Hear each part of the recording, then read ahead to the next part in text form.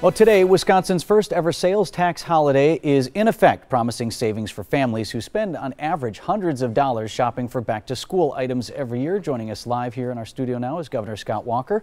Governor, welcome. Let's talk about the impact that you hope that the sales tax holiday will have on Wisconsin families.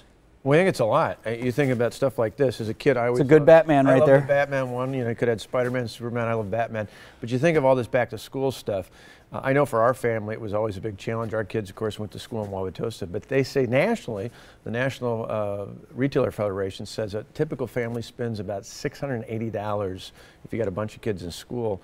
You save the sales tax. That's $34 right off the bat. That's a couple shirts, some pants, some shoes, some good stuff out there. Do you expect this to have a business impact as well? Perhaps people will be motivated to spend more, or at least spend more sort of in a surge? Yeah, actually what we found in other states, in Ohio, it's interesting. They did it 3 years in a row where they sunset it like we've done. And then just last spring, they actually made it permanent because they found people came in from other states and people bought more things. So even though they gave it sales tax free for back to school items, people were actually buying other things that offset the cost to the state.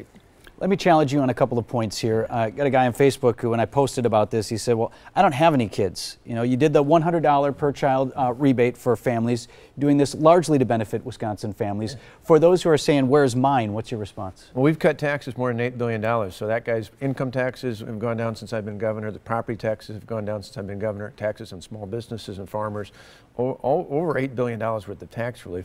And on this, with this stuff today, it's back to school focus. But if you go buy a shirt, pair of pants, shoes, anything $75 or under each, doesn't matter whether you're a school kid or not, everybody can take advantage of that. When you were first promoting this idea, some Democratic critics said it's an election year gimmick. You're trying to gain support here as we come up on a very important election.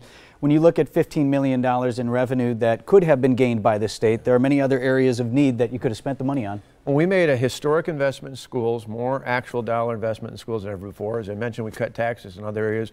We eliminated waiting lists for seniors. We did other things out there, but we still had more money than we expected. We thought the best way to do it is send it back to the taxpayers. Families often have a crunch before it's time to go back to school. So between the rebate and now the sales tax holiday, it's just one more way to send money back to hardworking families.